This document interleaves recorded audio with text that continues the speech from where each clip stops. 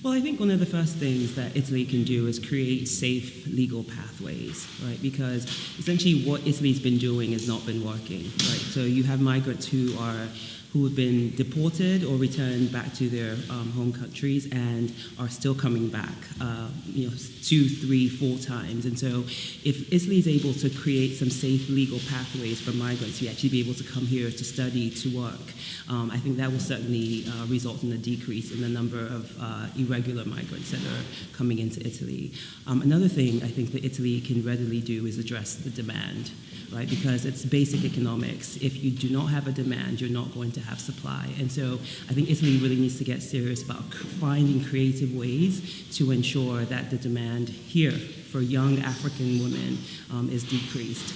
A third thing, I think that seems pretty obvious, to me at least, is that Italy has to stop throwing money at the problem, right? This is not just an economic development issue. There are some people who have legitimate asylum claims that really need to be considered, and money is not always the answer to everything. If Italy wants to solve this issue, it needs to come to Nigeria and figure out what the problem is on that end of it. Another thing I think that Italy can do is really start to humanize migrants. Like, we're not all bad people. We bleed just the same way that Italians do.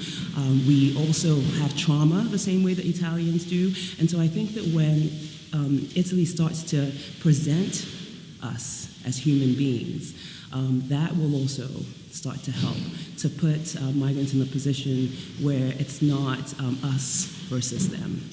I think that Italy can also increase the number of prosecutions against traffickers here, because what that will do is start to serve as a deterrent for would-be traffickers in Nigeria, and it will prevent them from actually ensuring that people get here to Italy, because they'll realize that Italy is actually serious about this issue and that they can actually go to jail for a long period of time.